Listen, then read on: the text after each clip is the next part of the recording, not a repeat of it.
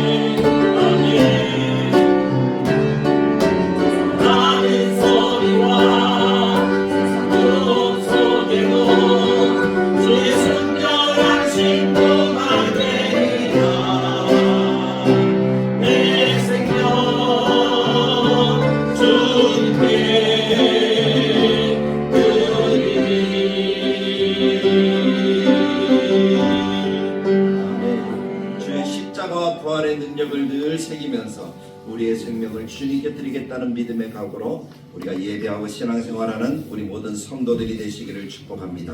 찬송가 274장입니다. 나 행한 것 죄뿐이니.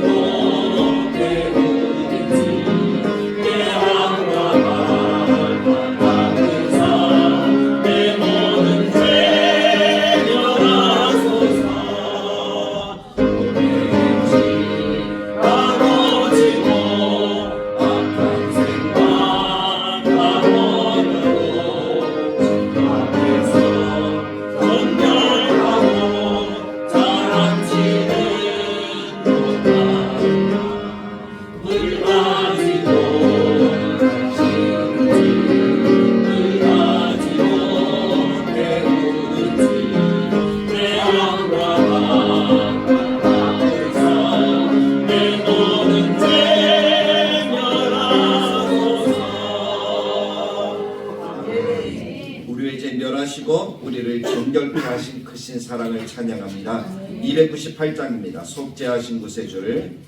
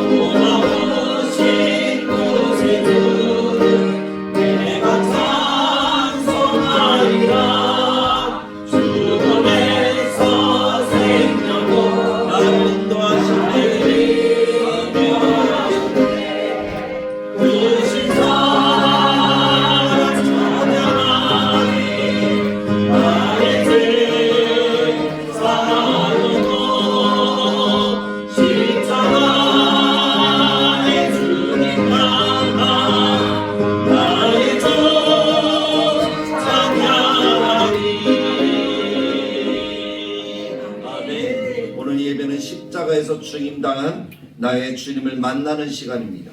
그 주님을 만나서 주님을 찬양하고 주께 예배하며 하나님의 영광을 나타내는 시간입니다. 이 시간 하나님께서 우리 가운데 함께 하시고 우리를 도우셔서 우리가 하나님 앞에 은혜로운 예배를 드리도록 우리를 도우신 하나님을 기억하며 그 하나님께 기도하는 시간을 갖기를 원합니다.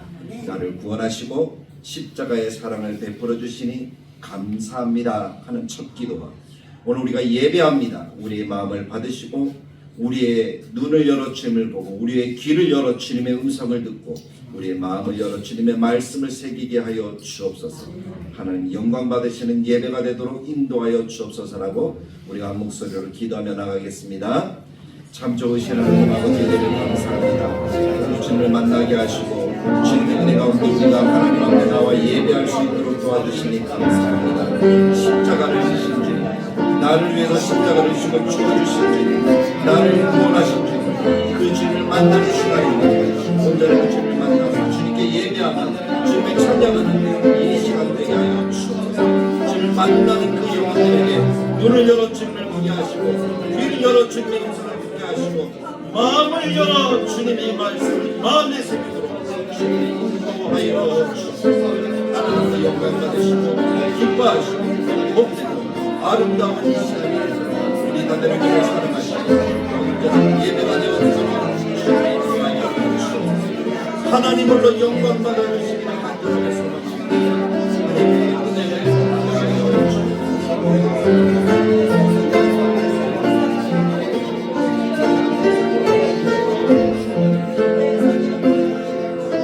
자리에 일어나셔서 하나님 앞에 예배로 나아갑니다.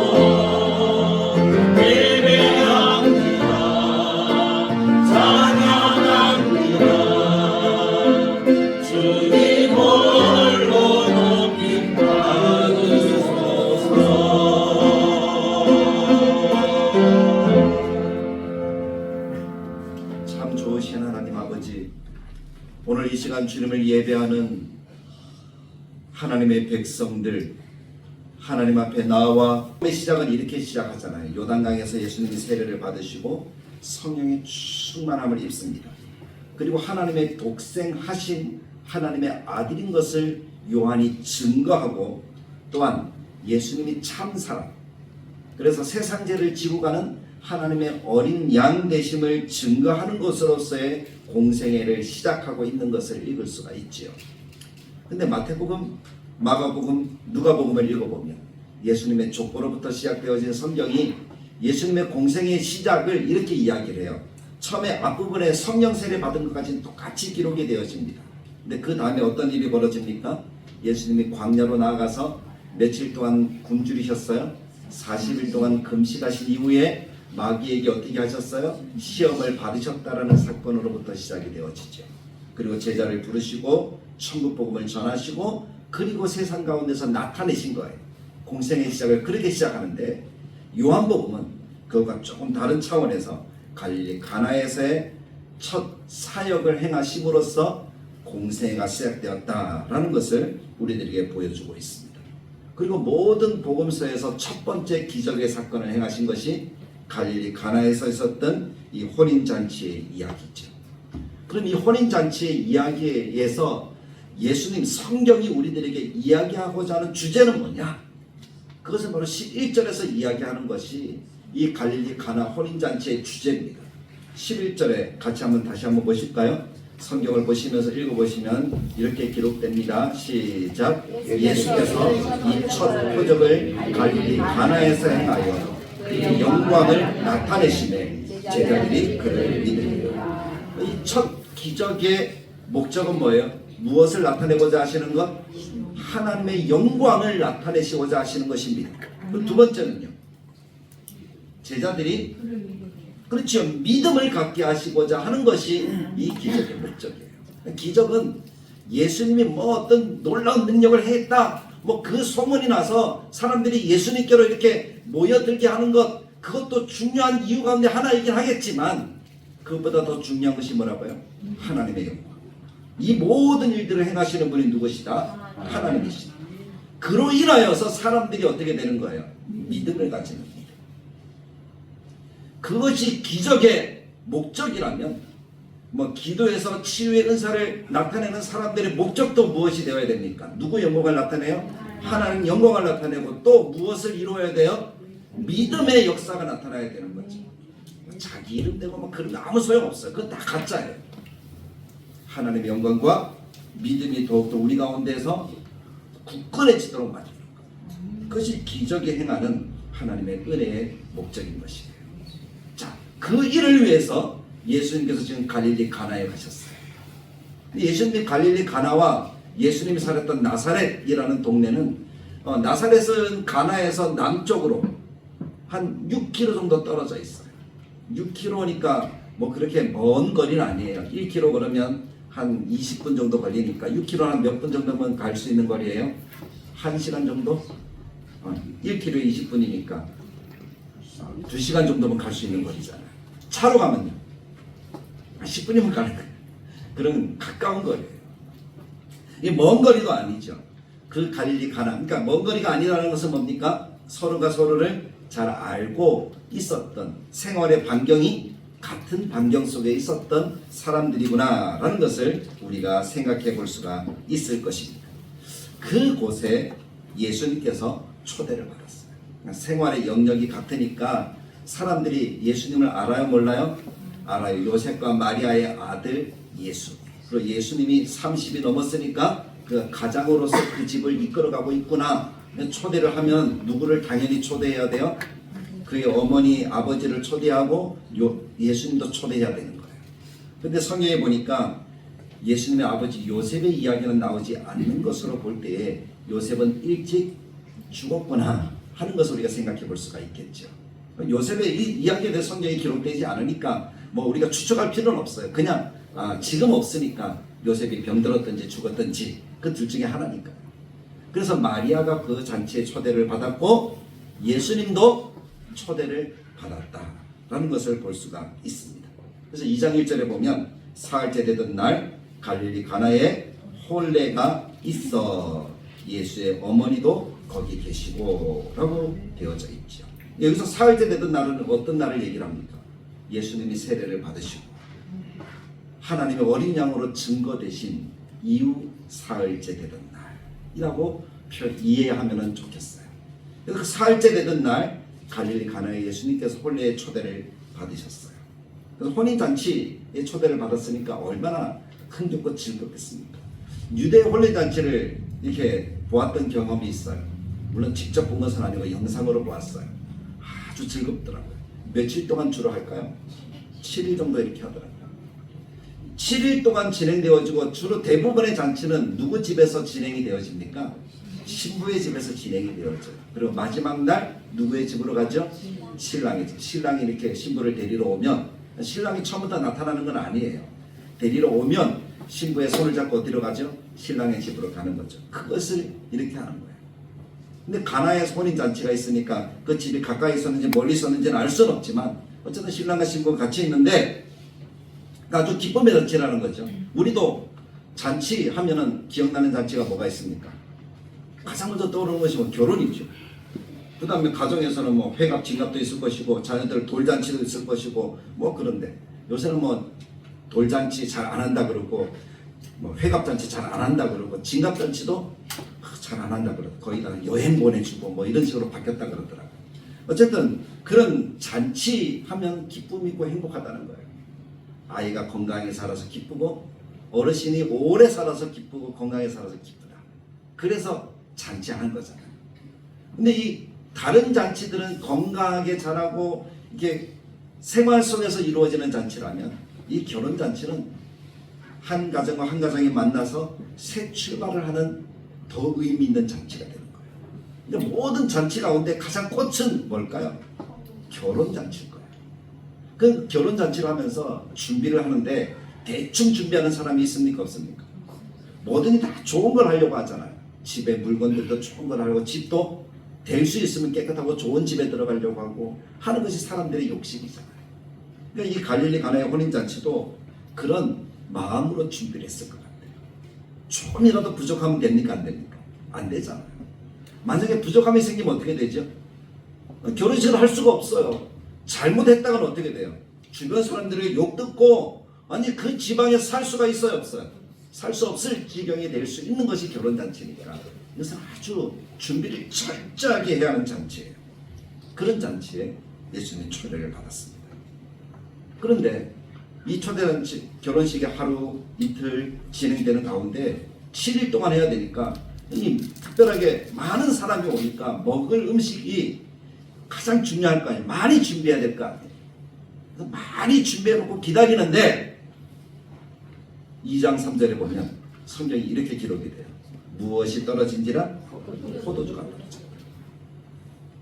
아니, 무엇인가 부족한 게 생긴 거예요. 문제가 발생한 거예요. 빨리 그 문제를 수습하지 않으면 어떻게 되죠? 아니, 이제 잔치 끝나는 거죠. 결혼식도 뭐고 아무것도 없고 나는 이 말에서 떠나야 되고 큰일 나는 거예요. 만만히 준비를 하였을 터인데 문제가 발생했다. 포도주가 떨어졌다. 심각한 일이에요. 심각한 일. 왜 포도주가 떨어진 것이 심각한 일인가 하면 이 포도주가 주는 그 상징성이라는 것이 있잖아요. 그 상징성이 뭡니까? 포도주라고 한다면 주로 생명과 기쁨과 삶을 상징합니다. 그들의 삶이죠. 삶에서 없어서는 안 되는 것이 포도주예요.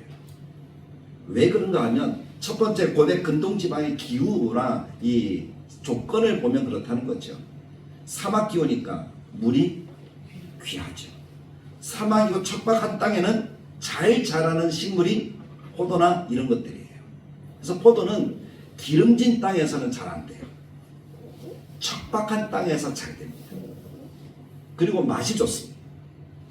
그래서 저기 뭐 근동지방이나 뭐 유럽지방이나 이런 척박한 땅이 있는데 그런데 포도 농사를 많이 짓더라고요. 우리나라도 산 자락에 이렇게 포도 농사를 짓지 기름진 밭에다 포도 농사를 안 짓거든요. 그래서 그런 곳에서 잘 자라는 것이 포도인데 이 포도를 왜 그런 곳에서 자라서 사람들에게 유익이 되는가 하면 물이 귀하니까 이 포도는 물 대용으로 쓰는 아주 중요한 음료라는 거예요. 그러니까 물이 없으면 사람들이 죽는 것처럼 포도주가 없으면 고대 근동 사막에서는 살아갈 수가 없었다. 그래서 포도주는 생명과도 같은 것이다. 그래서 포도주는 생명입니다. 두 번째는 포도주는 의약용으로도 아주 유용했습니다. 그래서 조금 몸이 불편하고 아플 때 이 포도주를 먹기도 하고 몸에 바르기도 하고 그런 거예요. 사실 누가 다쳤을 때 이 알코올이 없으면 무엇을 부으면 효과가 있다 그래요? 소주를 부으면 효과가 있다. 그 소주라는 것이 알코올 성분이니까. 그래서 알코올을 적당량 희석시키면 그것이 소주가 될 수 있는 그러한 가능성이 아주 농후한 거예요. 잘못하면 죽습니다. 절대 그렇게 하면 안 됩니다. 그런 것이니까 이 포도주는 의약용으로 쓰는 거예요.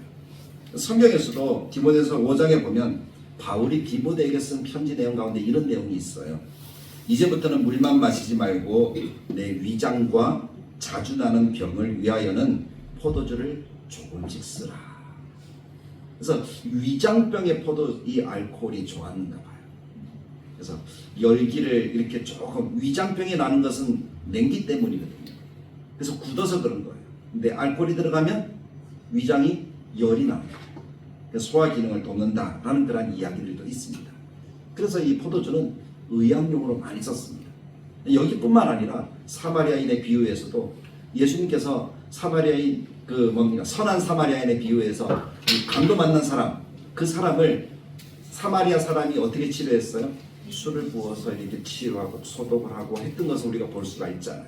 그런 것을 볼 때 의약용이었구나. 그러니까 일상생활에 있어서 이것은 물로도 되고 상처나 이런 것들을 치료하는 용도로 되니까 사람들에게 없어서는 안 되는 아주 중요한 도구였구나 라는 것을 알 수가 있죠. 그리고 세 번째는 흥을 북돋우는 도구도 된다는 거죠. 포도주를 많이 마시면 이게 알코올의 그 영향에 의해서 기쁜 마음들이 생기는가 봐요. 고난을 잊는가 봐요. 그래서 잠언에도 보면 고난 받는 사람에게 술을 주면 그 사람이 고난을 잊는다라는 내용도 잠시 있는 것을 우리가 볼 수가 있습니다. 마심으로 해서 고난을 잊고 마심으로 해서 흥을 이렇게 불러일으키는 그런 도구가 이 술이다라는 것을 볼 때에 이 혼인잔치에서 모든 것들이 다잖아요. 삶과 관계되어지고 이 한 가정이 새롭게 되는 것이니까 그들의 치료하고 한 그런 것과 관계되어지고 시작이니까 흥과 관계되어지는 거니까 이 포도주는 없어서는 안 되는 아주 중요한 것이었어요. 마치 우리 잔치를 하면 간술이나 막걸리와 같은 과거 그런 것과 같다라고 이렇게 이해할 수도 있을 것 같아요. 그만큼 잔치 자리에 빠져서는 안 되는 중요한 준비물이었습니다. 아주 많은 양들을 준비했을 거예요. 그런데 며칠이 되지 않아서 이것이 뚝 떨어진 거예요. 그 다음부터 앞에 왔던 손님들은 괜찮은데 이 갈릴 가는 혼인잔치는 뭐 이렇게 손님들이 오더라도 다 먼 거리에서 온다기보다는 어떻게 와요? 그 주변에서 다 오는 사람들이에요. 오늘 간 사람이 내일도 가고 내일 간 사람이 모레도 가고 일주일 내도록 같이 그렇게 즐깁니다. 이 귀한 잔치가 어떻게 되는 거예요? 파장들입니다. 결혼을 준비한 이 성경에도 보면 나오지 연회장이라는 사람이 얼마나 땀을 삐질삐질 흘리면서 고통을 했을까. 포도주를 구하기 위해서 백방으로 다녔을 거잖아요. 떨어지면 어떻게 해야 돼요? 구해야 되잖아요. 근데 그 많은 양을 어디서 또 구해올까요? 결혼식을 준비하는 또 다른 사람이 있을까요? 그럼 그 사람들이 빌려주겠습니까? 빌려주면 자기도 안 되잖아요. 아마 연회장은 죽을 맛이었을 거예요. 근데 저는 이 모습을 보면서 그것이 인생 같다라는 생각이 든 거예요. 우리가 삶을 살아가고 신앙생활을 해가면서 느끼는 것이 뭡니까? 혹시 여러분 고난받기를 원하시는 분 있습니까? 나는 실패하기를 바라시는 분 있습니까? 나는 정말 힘든 삶들도 괜찮다라고 생각하는 분들 있습니까? 그런 사람들 거의 없을 것 아니에요. 모두가 어떻게 하기를 원해요? 행복하기를 원하고 잘 되기를 원하고 성공하기를 원하고 모든 것들을 이루기를 원하는 것이 사람들의 마음 아닙니까? 그런데 내가 원하는 그대로 나의 삶이 쭉 평탄하게 신자로처럼 그렇게 되던가요? 안 되잖아요. 가다 보면 웅덩이 되고, 가다 보면 새길로 빠지기도 하고, 가다 보면 언덕을 만나기도 하고, 그것이 우리들의 삶의 모습인 거예요. 그 모습이 오늘 성경에는 포도주가 모자란지라. 신앙생활도 그렇게 하는 거죠. 문제가 없는 것은 어떻게 보면 아예 포기한 인생인지도 몰라요. 문제가 있다는 것은 뭡니까? 그것을 통해서 내가 더 잘할 수 있고 더 극복할 수 있는 힘을 가지고 앞으로 나아갈 수 있는 그런 힘을 얻을 수 있는 그런 사랑의 표현이 될 수 있는 거죠. 그래서 문제가 없는 것보다 오히려 문제가 있는 것이 삶을 더 복되고 유익되게 살아갈 수 있는 길인 것 같습니다. 우리 삶이 다 그렇잖아요. 어떤 분이 오래간만에 저를 만나더니 제가 좀 단단해졌다라고 이런 이야기를 하시더라고요. 단단해? 전 그대로인 것 같은데 그 말이 무슨 말일까요? 세월을 거쳐 그러면서 힘들고 어려운 시기를 겪으면서 지금의 모습을 만들어진 걸 보니까 그때보다는 당연히 40대보다 30대보다 50대가 되어지면 더 단단하게 느껴지겠죠. 왜냐하면 극복할 수 있는 힘이 있었기 때문에 오늘의 내 모습이 만들어졌다는 것이겠죠. 저는 사랑하는 모든 성도님들이 단단해지기를 간절하게 축복합니다. 문제가 있다고 그 문제 앞에 굴복하고 어쩌나 발을 동동거리면서 엉뚱한 길을 찾아 헤매는 것이 아니라 그 문제를 극복해서 단단해지고 하나님께서 허락하시는 복과 은혜 속에 기쁨으로 살아가는 성도들이 되길 간절하게 축복합니다. 근데 그 문제가 올 때 어떻게 해결해야 돼요? 그 문제를 해결할 뿐만 아니라 그 문제가 내게 주는 그런 여러 가지 것들을 또 내가 또 알아야 되잖아요. 만약에 갈릴리 잔치에, 이 혼인잔치에 하객들이 많이 초대됐는데 이 포도주가 모자란지라 라는 이 문제가 해결되지 않으면 어떤 일이 벌어질까요? 아마 모르긴 해도 제가 결혼식을 초대해 여러분들이 아무것도 줄 것이 없다면 여러분들 집에 가면서 다 어떻게 할 거예요? 막 욕을 하고 다시는 보나 마나 이런 얘기를 하면서 다 돌아갈 것 아닙니까? 그 다음에 잔치가 또 제가 부르면 여러분들 올까요 안 올까요? 생각이 많아지겠죠. 목사가 부르는데 생각이 많아지고 그 말은 안 온다는 거예요. 상종 안 한다는 거예요. 이때 당시 더 그렇겠죠. 많은 손님들에게 대접할 것이 없다는 것은 어떻게 보면 첫째는 손님들을 모독하는 것 같습니다. 이 대충 해도 이 사람들은 괜찮을 거야 그런 생각이 있다는 것과 같다는 거죠. 모독하는 거예요. 두 번째는 사람들의 비난과 저주를 엄청 받는다는 거예요. 축복받아야 할 자리에 비난과 저주만 쌓인다는 거죠. 축복을 못 받으니 그 마을에서도 살 수가 없어서 떠나는 인생이 되고 마는 거예요. 타향살이 그것이 쉬운가요? 그만큼 어려운 것이 어디 있습니까? 다 타향살이겠지만 그렇다. 강원도에서 부산으로 내려왔는데 넉넉한 것이 하나도 없더라고요. 넉넉하던 생활이 어떻게 해요? 하루아침에 쪼그라드니까 그것이 쉬운 일은 아니잖아요. 자, 마을에서 떠나야 하는 불상사까지 일어나게 되는 것입니다. 그만큼 심각한 일이라는 거예요. 포도주가 떨어진지라 라고 표현하는 것은 인생의 고해의 바다에 그냥 처해졌다는 거예요. 아무 방비 없이 배를 젓는 노하는 없이 그냥 바다에 처해졌다는 거예요. 고난이라는 거죠. 노라도 있으면 저어서 해결할 건데 그 노조차 없는 해결할 길이 없는 막막한 그런 인생이 되고 말았다는 거예요. 그것이 포도주가 떨어진지라 라는 말의 의미죠. 근데 이 잔치에는 연애를 주관하는 연회장이 있어요. 그나마 다행이죠. 돌봐줄 사람이 있습니다. 우왕좌왕할 이 연회장을 한번 생각해 보십시오. 울상이 되었을 거예요. 어디서 그 많은 포도주를 다시 구한다는 말입니다.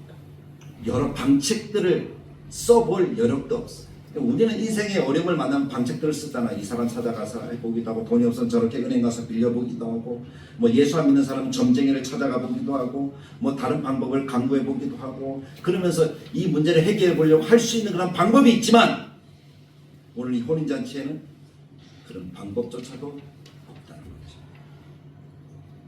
그것이 신앙생활입니다. 때로는 어떤 문제를 해결할 수 있는 방법조차 보이지 않을 때가 많다는 거예요. 많다는 거예요. 그런데 그 상황을 어떻게 이겨야 할까요? 이겨가는 방법은 무엇이어야 할까요? 그것을 보여주는 것이 갈릴리 혼인잔치의 기록입니다. 천국잔치 그렇게 생각하는 것이 아니라 우리의 신앙생활을 함에 있어서 당하는 그런 여러 일들을 우리는 어떻게 이 문제를 해결할까? 그 방법을 찾아야 되는 거죠. 오늘 2절 말씀을 보십시오. 2절을 같이 한번 읽어봅니다. 예수와 그 제자들도 혼례의 청함을 받았니. 보니까 예수님이 그 자리에 계시네요. 그런데 예수님은 아직 그 자리에서 어떠한 영향력도 나타내지 않습니다. 어떠한 일도 하지 않습니다. 우리가 신앙생활을 하면서 만나는 그런 많은 성도들 가운데 어떤 분들의 모습이 이런 모습인 것 같아요. 예수님을 알아요. 예수님을 믿기는 하는 것 같아요. 근데 삶을 살아갈 때 문제만 만나면 예수님께 기도하지 않는 사람, 예수님을 찾지 않고 세상의 방법을 찾는 사람의 모습이 청함받은 예수님의 모습을 이야기를 하는 거예요. 예수님은 다만 손님이라는 거예요.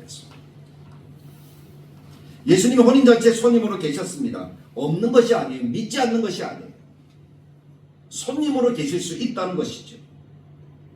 손님으로 계신 예수님은 어떤 문제 앞에 어떤 도움을 주실 수가 있을까요? 내가 요구하지 않는데, 내가 기도하지 않는데 예수님이 어떤 일을 우리에게 해 주실 수 있을까요? 우리가 그런 모습들을 한번 생각해 봐야 돼요. 나의 모습이 혹시 그렇진 않은지. 여러분, 어떤 문제가 있습니까? 어떤 어려움이 있습니까? 삶을 살아가는데 해결해야 될 어떤 긴박한 일들이 있습니까? 그 일들을 만났을 때 여러분들은 어떻게 하고 있습니까? 예수님이 계신 건 알겠는데, 다들 교회 가면 예수님이 계시면 알겠는데 혹시 기도하지 않고 그냥 멍하니 있는 것은 아닙니까? 고민만 하고 있는 것은 아닙니까? 걱정만 하고 있는 것은 아닙니까? 그 모습이 예수님을 객으로 모신 거예요. 손님으로만 모신 거예요. 객으로 모셨기에 깨닫지 못하고 참으로 모시지 않는 거예요. 그런 그리스도인이 너무 많다는 겁니다. 오늘 우리는 그런 그리스도인이 되지 않기를 간절하게 축복합니다. 예수님을 다만 나의 주변인 정도로만 여기는 그렇게 생각하는 사람들이 되지 않기를 간절하게 바랍니다. 주변인 정도로만 생각하면 예수님이 보이지 않습니다. 보이지 않으니 없는 것으로 생각하고 안 계신 것으로 생각해서 찾지 않는 겁니다. 필요할 때 보이긴 보이는데 구하지 않는 거예요. 분명히 듣긴 들었는데 내가 구하지 않는 거예요. 그것만큼 어리석은 것이 어디 있습니까? 우리가 요한복음 1장에서 예수님이 어떤 분이라고 보았죠? 예수님은 하나님이십니다. 예수님은 말씀이시고 창조하신 분이십니다. 우리의 죄를 구원하시기 위해서 이 땅에 오신 하나님의 어린 양이십니다. 그분이 십자가를 지시면 우리의 모든 문제가 해결되어집니다. 그럼 우리가 해야 될 일이 무엇이라는 말입니까? 그 예수님을 안다면 그 예수님을 찾고 그 예수님께 간구해야 되지 않겠습니까? 그것이 그리스도인의 모습이 되어야 하는 거예요. 그 그리스도인의 모습을 보여주는 것이 마리아입니다. 마리아. 3절에 보면 예수님의 어머니도 거기 계셨습니다. 근데 그 어머니는 그 모든 문제를 앞에 두고 나아가야 될 대상이 누구인가를 분명히 아는 분이셨어요. 3절에 이렇게 기록하죠. 포도주가 떨어진지라 예수의 어머니가 누구에게? 예수에게 이르되. 할렐루야. 네. 마리아는 예수님을 볼 줄 아는 사람이었다는 거예요. 저는 다들 모든 교우들이 예수님을 볼 줄 아는 사람이 되기를 간절하게 축복합니다. 보아야 구하고 보아야 찾지요. 예수님은 지금도 이 자리에 계십니다. 예수님 보이십니까? 아멘이십니까? 정말입니까? 정말 아멘으로 예수님을 볼 수 있기를 간절하게 축복합니다. 예수님을 본다는 것은 문제를 아는 사람이에요. 문제 해결 방법을 아는 사람이에요. 즉각 예수님께 찾아 기도하는 기도의 사람이에요. 오직 순종을 교훈하며 사람을 세우는 중보자가 될 수 있는 자격이 있는 사람인 줄 믿습니다. 그 사람이 마리아의 모습. 그래서 예수에게 나아가서 저들에게 포도주가 없다. 그리고 하인들에게 가서 뭐라고 얘기합니까? 무슨 말씀을 하시든지 그대로 하라. 그렇게 요청을 하고 있습니다. 예수님을 소개하고 그 문제를 해결할 것을 믿고 믿음으로 순종할 것을 당부하는 사람이죠. 그 사람이 마리아의 모습입니다. 그 사람이 중보자예요. 저는 우리가 그렇게 될 수 있기를 간절하게 축복합니다. 그 사람만 있다고 모든 문제가 해결되는 것은 아니겠지만 우리가 최소한 그 사람이 되어지면 우리는 문제 해결의 문을 여는 아름다운 믿음의 사람이 될 줄로 믿습니다. 마리아도 세상 볼 수 있었어요. 마리아도 주변의 여러 상황들을 돌아보면서 쫓아다닐 수 있었어요. 그러나 마리아는 사람도 아니고 세상도 아니고 방법도 아니고 예수님을 찾았다는 거죠. 물론 오늘 성경은 우리에게 조금은 이상하게 들리는 말씀을 주고 있기도 합니다. 4절에 보면 예수께서 이르시되 여자여 나와 무슨 상관이 있나이까 내 때가 아직 이르지 아니하였나이다 라는 말씀을 읽습니다. 이 말씀을 가지고 사람들은 참 많은 고민이 있더라고요. 그리고 많은 이야기를 하더라고요. 근데 왜 이 말씀을 가지고 그렇게 해석하려고 그렇게 애를 쓰는지 모르겠어요. 이 말씀은 그렇게 크게 중요한 이야기들을 우리들에게 많이 하고 있지는 않습니다. 그러나 중요한 부분도 있죠. 세 가지로 얘기해보면 첫 번째, 마리아를 보고 여자여라고 불렀습니다. 사람들이 그러더라고요. 안 믿는 사람, 그리고 좀 성경을 삐딱하게 보는 사람들은 어떻게 어머니를 보고 여자라고 부르냐. 예수는 메시아가 아니다. 그따위로 이야기하는 엉뚱한 사람들이다. 근데 이 말씀은 우리가 헬라어라든지 이런 것들에 대한 것들을 충분하게 연구를 한 이후에 이야기를 할 수 있어야 된다는 거예요. 한국말에 그냥 여자요 라고 이렇게 표현을 했을 뿐이죠. 근데 이 원어상 보면 그래서 번역의 문제이지 오해를 할 문제는 아니라는 거예요. 우리말로 그냥 그렇게 표현한 거예요. 좀 다르게 표현했으면 더 좋았을 건데. 그래서 요즘 나오는 성경에 보면 어머니요 이렇게 표현하는 부분들도 있더라고요. 자, 근데 이 말은 어머니 또는 여성의 극존칭 명사로 쓰였다는 거예요. 그러니까 여자를 가장 높여 부르는 말. 그래서 부인을 가장 높여 부르는 프랑스 말은 매덤이거든, 마담이거든요. 그럼 마담이라고 부르면 그것은 아주 높여 부르는 거예요. 무슨 이야기인지 이해되시죠? 그래서 이 여사야라는 이 말은 예수님을 가장 높여 불렀다 하는 그 표현이라고 여러분들이 이해를 하시면 좋겠어요. 자, 그리고 나와 무슨 상관이 있나이까 라는 이 말은 뭡니까? 예수님이 이 문제하고 관계없다라는 그 이야기를 하시는 것이 아니라 아직은 예수님께서 예수님을 찾는 사람을 만나지 못했다는 거예요. 예수님을 찾아서 구하는 사람을 만나지 못했다는 거예요. 그리고 하나님의 영광을 위해서 예수님이 일하실 때가 아직 덜 되었다. 십자가를 지실 때가 덜 되었다는 것이지 상관이 없다 하는 그것이 전혀 뭡니까? 어떤 문제에 대해서 관심을 갖지 않으신다 그 얘기가 아니라는 거예요. 믿는 자는 영생을 가지고 영접하는 자는 하나님의 자녀가 되고 믿는 자의 기도에 응답하시고 믿는 자를 친구로 대하시고 먼저 택하시고 부르신 그 사명을 주시는 예수님, 그 예수님과 관계 있는 사람이 되려면 예수님을 찾아야 된다는 거죠. 예수님을 찾으면 예수님은 내 때가 되지 않았다라는 말씀으로 이야기하지 않으실 겁니다. 내 믿음대로 되라라고 말씀해 주십니다. 내 때가 아직 이르지 않았습니다 라는 이 말은 예수님이 드러나실 때가 아니라는 말이기도 하지만 믿는 자가 없다라는 말이다 라는 것을 분명히 기억하시고 우리가 믿고 예수님께 나아가면 예수님께서는 그 찾는 자들에게 가장 좋은 것을 주신다는 사실을 기억하십시오. 누가복음 18장 8절에 주님을 찾으면 속히 그 원한을 풀어주리라 라고 말씀하십니다. 그 원한을 풀어주시는 하나님의 은혜를 누리게 될 줄로 믿습니다. 예수님을 메시아로 구주로 하나님으로 빛으로 주인으로 믿는 이가 있을 때에 그 믿음을 통해서 구원을 주시고 그 믿음을 통해서 자녀가 되게 하시고 그 믿음을 통해서 백성이 되게 하시고 그 믿음을 통해서 함께 하시고 그 믿음을 통해서 성령도 주시고 그 믿음을 통해서 이 능력을 나타내셔서 역사하셔서 우리의 문제를 해결해 주시는 하나님의 은혜를 베풀어 주시는 것입니다. 그 예수님을 찾는 말이야. 그러니까 우리가 찾는 사람이 되어야 되죠. 그리고 중요한 것이 한 가지 더 있는데 순종하는 사람이 필요하다는 겁니다. 기도했어요. 그럼 주님이 말씀하시잖아요. 그 말씀을 듣고 어떻게 해야 된다는 거죠? 순종해야 된다는 거예요. 마리아가 하인들에게 너희에게 무슨 말씀을 하시든지 그대로 하라 라고 말씀하시고, 무슨 말씀을 하시든지 그대로 하라. 즉, 4글자로 순종하라, 3글자로 따르라, 2글자로 하라. 맞죠? 이게 하라는 거예요. 예수님께서 말씀하신 하인들은 마리아가 요청한 대로 그대로 실천합니다. 순종합니다. 이것이 놀라운 일이지 않습니까? 예수님 누군지 하인들이 압니까 모릅니까? 그냥 잔치에 초대를 받은 손님일 뿐이에요.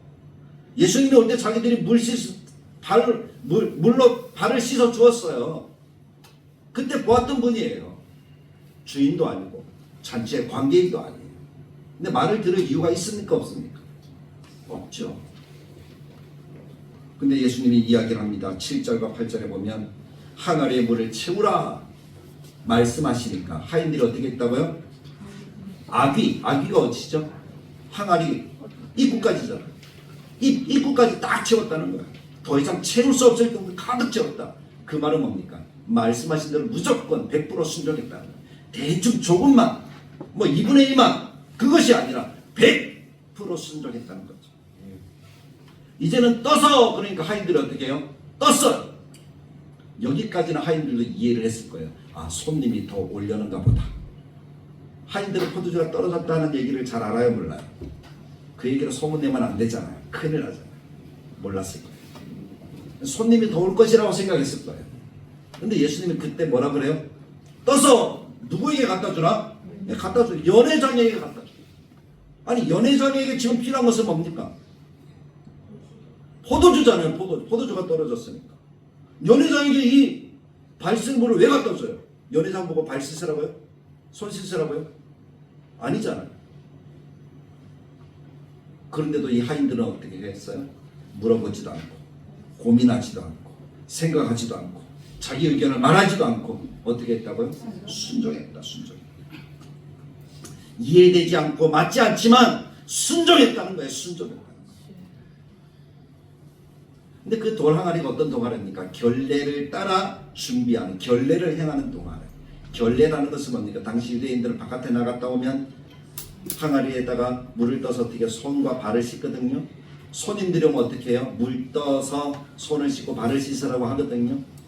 그때 쓰는 물이에요. 먹는 물입니까? 아닙니까? 먹는 물도 아니에요. 대충 떠온 물이에요. 허드렛 물이에요. 그런데 하인들이 이 항아리의 용도를 모릅니까? 압니까? 이게 포도주 항아리입니까? 물 항아리입니까? 물 항아리잖아요. 근데 다만 순종했다는 것이 중요하죠. 순종했더니 어떤 일이 벌어져요? 놀라운 일이 벌어지는데 물이 무엇이 됩니까? 포도주가 되는 역사가 나타나는 거예요. 물이 포도주가 되었어요. 할렐루야! 기적이 나타난 거죠. 근데 이 포도주는 어떤 포도예요? 대충 만들어진 그냥 처음 나온 포도주입니까? 어떤 포도주입니까? 좋은 포도주다. 극상품 포도주였다라고 이야기를 합니다. 연회장, 잔치는 한두 번 해보는 사람은 아닐 거예요. 이 사람이 포도주 딱 맛을 보면 알아요, 몰라요? 좋은 건지 나쁜 건지 바로 알아요. 냄새만 맡아봐도 알아요.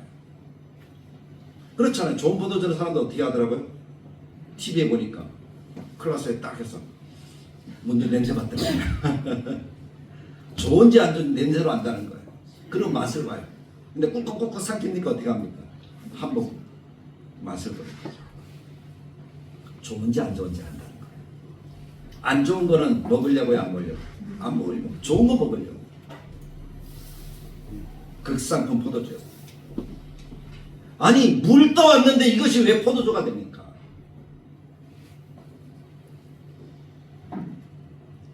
이해되지 않잖아요.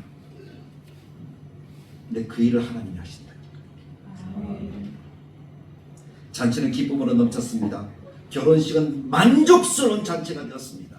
그 사람들은 그 주변에서 더 큰 칭찬을 받았을 거예요. 왜요? 처음에는 좋은 것을 내고 뒤는 나쁜 것을 내야 되는데 갈수록 뭐 어떤 것이 나오니까 또 좋은 것이 나오니까. 할렐루야. 그것이 예수님이 행하신 기적이고 우리가 만난 예수님이 우리에게 행하신 아름다운 일이라는 사실을 믿으시길 축복합니다. 주님은 더 좋은 것을 주십니다. 아멘. 더 좋은 것을 날마다 채워주십니다. 아멘. 연회장이 신랑을 불러 칭찬하잖아요. 칭찬받는 인생이 되게 하신다. 그래서 주님이 가시는 일의 기적인 줄 믿습니다. 아멘. 자, 말씀을 정리해 봅시다. 문제의 상황, 포도주가 떨어졌습니다. 근데 중요한 것은 뭐예요? 거기에 누가 계셨다? 예수님이 계셨다. 근데 사람들은 알았다 몰랐다? 몰랐다. 근데 아는 한 사람이 있었다. 그 사람이 어머니 중보자 마리아입니다. 그리고 순종하는 하인들이 있었다. 물은 많잖아요. 떠오면 되잖아요. 순종하는 사람이 없으면 기적이 나타날까요? 나타나지 않을까요? 나타나지 않죠. 함께함으로, 동력함으로 기적이 나타납니다. 교회 일이 그렇다는 겁니다. 교회 일을 할 때 목사 혼자 할 수가 없습니다. 장로님 혼자 할 수가 없습니다. 성도 혼자 할 수도 없습니다. 어떻게 하는 거죠? 함께 하는 거예요. 함께 하는 거예요. 그래서 로마 8장 28절에 우리가 알거니와 하나님을 사랑하는 자고 그 뜻대로 부르심을 입은 자들에게는 모든 것이 어떻게 하여 합력하여 선을 이룬다라고 말씀하는 거예요. 모든 것이 함께 할 때의 선한 역사가 나타나는 것입니다. 근데 중요한 것은 뭡니까? 우리가 하나님을 사랑하고 하나님의 뜻대로 부르심을 받은 사람들입니다. 그럼 우리들에게 필요한 것이 무엇이죠? 어떤 문제를 보고 문제 왜 생겼어? 이건 목사가 잘못했고 이건 장로가 이건 뭐 권사가 잘못했고 뭐 그렇게 따지는 겁니까? 뭐 하는 겁니까? 문제 앞에서 함께 마음을 모으는 거예요. 합력하는 거예요. 문제 앞에 당황하지 않고 예수님을 바라보면서 합력할 때에 하나님은 기적의 은혜를 우리들에게 나타내 주실 줄 믿습니다. 그것이 문제 해결의 지름길이에요. 여러분들이 어떤 문제가 있습니까?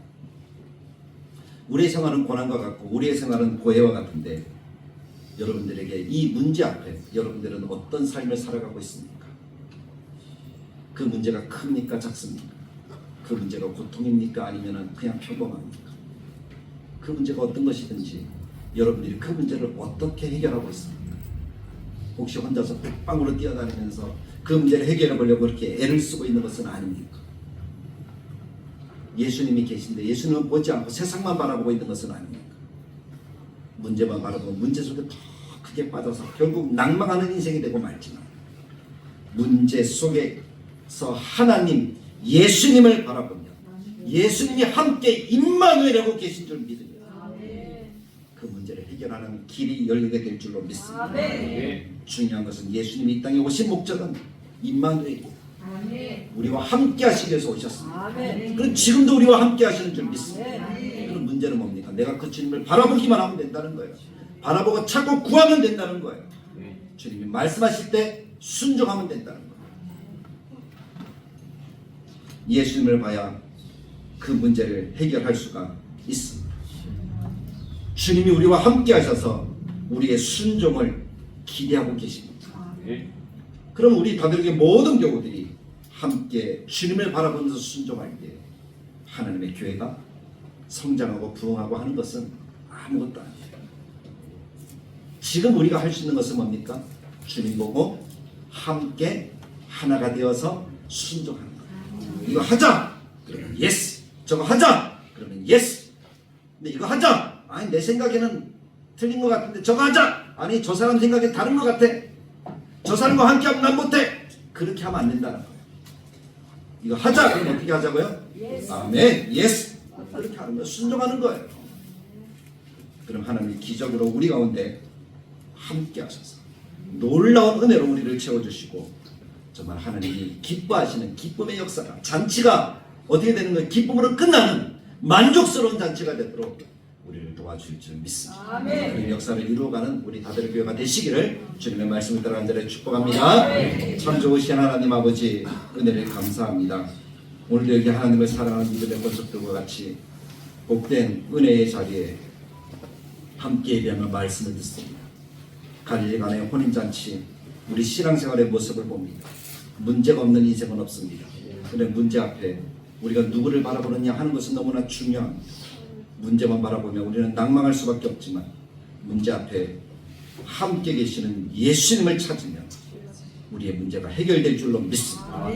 그 문제 앞에 예수님을 찾고 말씀대로 순종하면 하나님이 놀라운 역사를 이루어 줄 줄 믿습니다. 아멘. 그러나 그 앞에 주님을 바라볼 수 있는 믿음이 우리 가운데 필요하고 우리 다들에게 주님을 바라보는 믿음을 주시옵소서. 아멘. 그 믿음으로 주님을 찾게 하시고 그 믿음의 사람들과 함께 순종하여 아름다운 역사를 이루어 만족스러운 잔치가 되도록 우리가 신앙생활하고 예배하는 것이 하나님께서 허락하시는 천국잔치의 모형이라고 하는데 만족스러운 천국잔치가 되도록 우리를 도와주시고 인도하여 주옵소서. 그래서 하나님의 역사와 은혜가 충만하게 나타나는 다대로 교회가 되도록 또 우리 모든 성도가 되도록 합력하여 선을 이루는 우리 모두가 되도록 주님이 역사하여 주옵소서. 아멘. 예수님의 이름으로 기도드리옵나이다. 아멘. 이제는 우리 주 예수 그리스도의 은혜와 하나님의 사랑과 성령님의 감화감동 축복하시는 역사가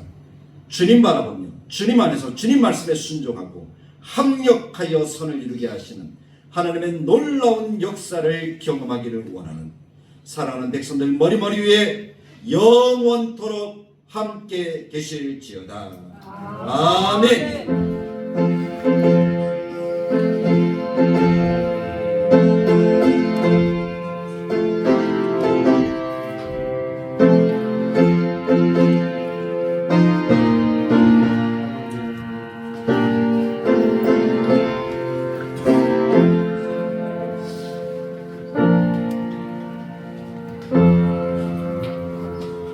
예배를 마쳤습니다. 우리 앞 양옆으로 서로 인사하시면서 주님 바라보며 합력하여 선을 이룹시다.